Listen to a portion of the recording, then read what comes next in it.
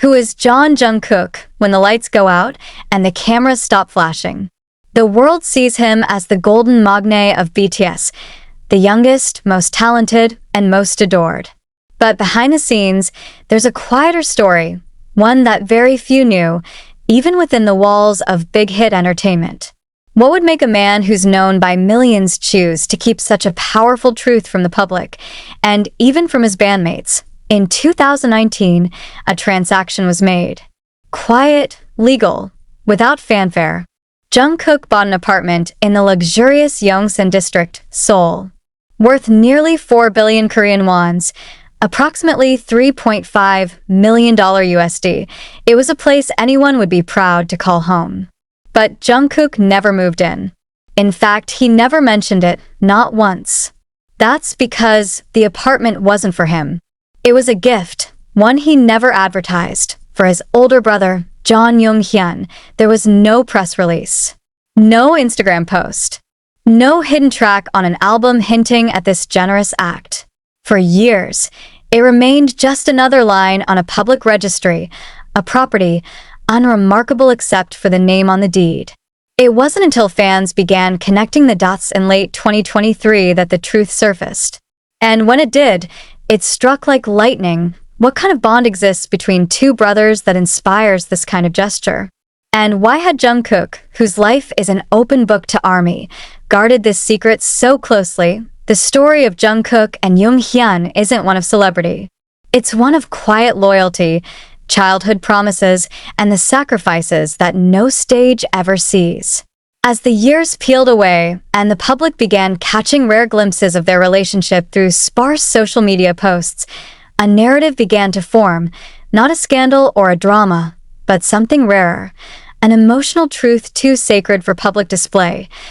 As we dive into this 10-part journey, you'll uncover a side of Jungkook the cameras never caught. From his earliest days in Busan to the global stages of Wembley and beyond, this is the hidden chronicle of a brotherhood that withstood fame, distance, and time. And in the center of it all lies one question: what else has Jungkook done? Not for fans, not for glory, but for the ones he loves the most. Welcome to the story no one expected. The story that will change how you see Jungkook forever. Long before the stadium lights and screaming crowds, before the platinum records and golden microphones, there was a boy in Busan.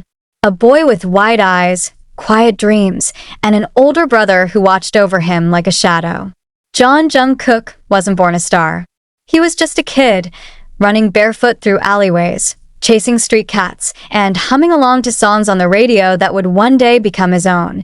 Hyun, his older brother by a few years, was his first audience. Not because he had to be, but because he wanted to. While their parents worked tirelessly, Hyun took up the role of protector and entertainer. He drew comics, made paper figurines, and encouraged Jungkook to sing, even when it was off-key, even when it was just the two of them in a cramped bedroom sharing a tiny secondhand radio. It was during these moments, invisible to the world, that Jungkook's talent began to spark. And Hyun saw it first. He saw the rhythm in his brother's steps, the way his voice naturally found the melody. He never called it destiny. He just called it his brother. The two were inseparable. Whenever Jungkook fell, it was Hyun who picked him up. When bullies cornered him for being too quiet or too small, Hyun stood in front. But their bond wasn't forged only through defense. It was built through laughter, too. Nights of drawing on each other's faces with markers. Afternoons spent recording silly videos no one would ever see. The older brother may not have had the spotlight, but he helped shape the one who would eventually stand in ITSO when Jungkook left Busan at a young age to train in Seoul. Still a child by most standards, it wasn't ambition alone that pulled him. It was the belief planted deep in his heart by someone who believed in him first. Someone who had never asked for credit. Someone who only ever wanted to see him fly. What kind of strength does it take to let your little brother chase a dream hundreds of miles away, knowing the world may never know your part in his rise? That question lingered for years. And Hyun never once interrupted the silence. But sometimes, silence says more than applause ever could. Training under Big Hit wasn't glamorous.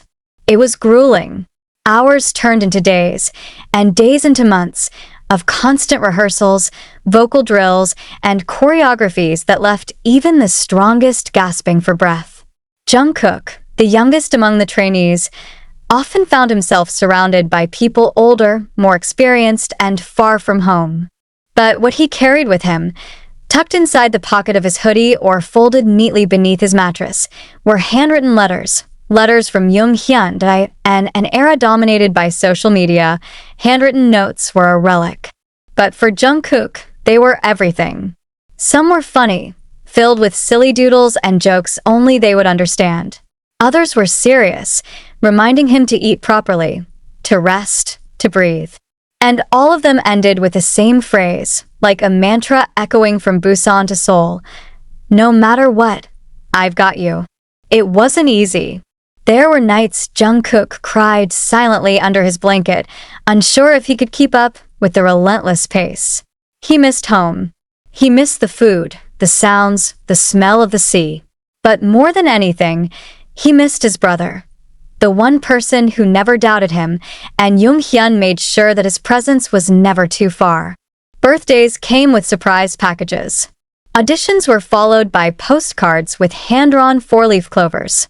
When BTS finally debuted, and Jungkook stood on stage wearing makeup and nerves, a single envelope was slipped into his bag, no sender name, just a familiar handwriting. You made it. But don't forget, you were already my star before the world knew your name. The world began to fall in love with BTS. With each comeback, Jungkook's fame soared. But behind every smile was a private world the cameras never touched. Jungkook didn't show up at concerts or post about his brother online.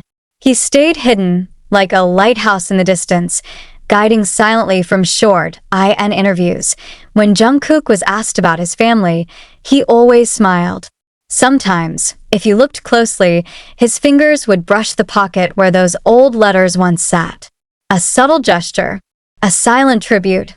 He wasn't alone. Not then. Not ever. And the world had no idea until now.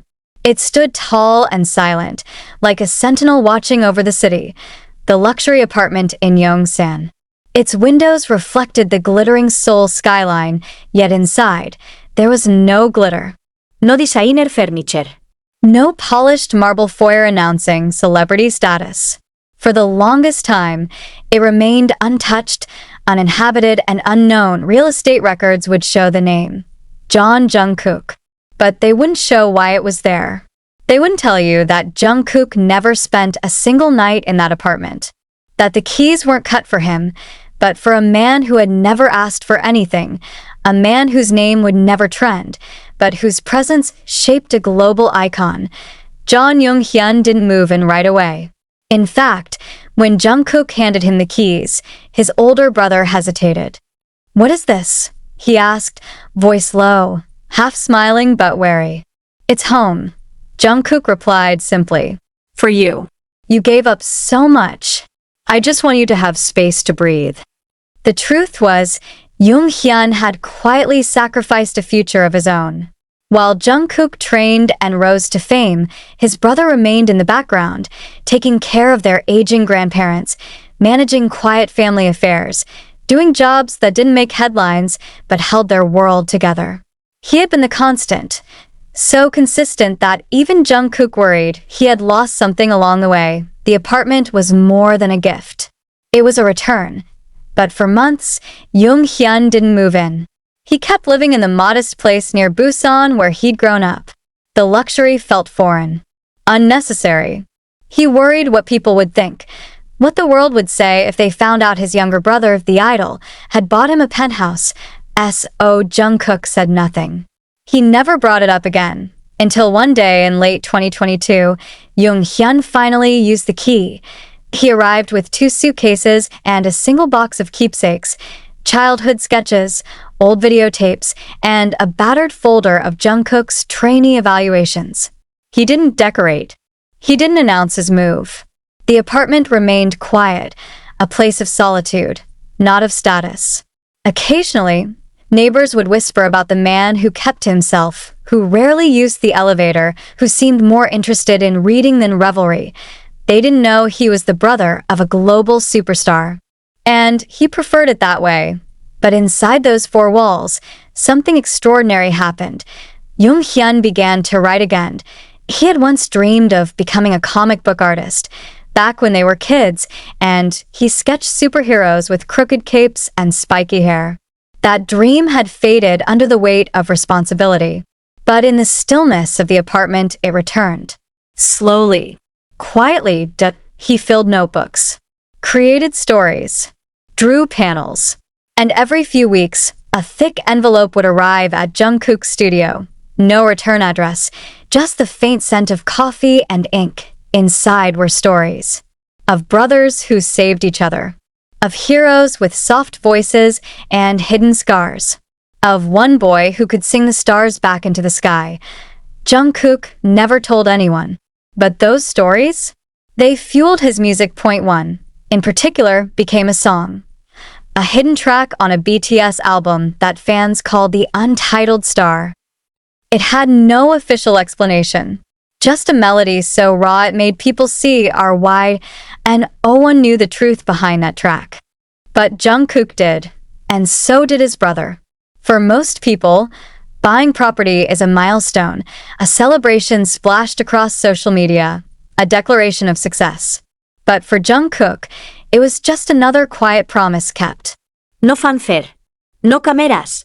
Just a signature on a paper and a silent nod to the past. When news broke years later that Jungkook had purchased a luxury apartment in Yongsan but never moved in, fans speculated endlessly. Some thought it was an investment. Others believed it was a secret hideaway. But none of them guessed the truth. IT wasn't his. IT was never meant to be. The apartment, modern, sunlit, with a view that seemed to touch the skyline, belonged to John Junghyun. Not by legal transfer or flashy announcement, but by intention. Jungkook never spent a night there, never brought friends over, never so much as hung a single photograph, because it was already spoken for, by memories, by gratitude, by an unbreakable bond. Inside, the space was quietly lived in. Sketchpads stacked near the window, a guitar resting against the couch, a framed photo of two boys in Busan, one slightly taller, one smiling shyly, both unaware of the future waiting just beyond the frame. The apartment didn't scream wealth. It whispered love. Junghyun never told anyone either. Not his friends, not even his neighbors. To them, he was just another quiet resident with a kind face and a gentle demeanor. They didn't know his younger brother was one of the most recognized faces in the world. And he liked it that way, because for Junghyun, the apartment wasn't a prize. It was a sanctuary, a reminder that his sacrifices weren't forgotten, that all the nights he stayed awake waiting for a call from Seoul, all the times he bit his tongue during online hate, and all the dreams he tucked away for his younger brother's sake, they mattered. He never asked for repayment, and Jungkook never tried to frame it that way. IT wasn't about owing, that IT was about remembering. And one rare moment, captured by a neighbor who didn't know what they were witnessing. Jungkook was seen standing outside the apartment building in a hoodie and mask, hands in pockets, looking up, not entering. Just looking, as if checking that the light was still on, as if making sure his brother was okay. Some bonds don't need words or explanations, and some homes don't need names on the door to feel like they belong to someone. They just need to be filled with love.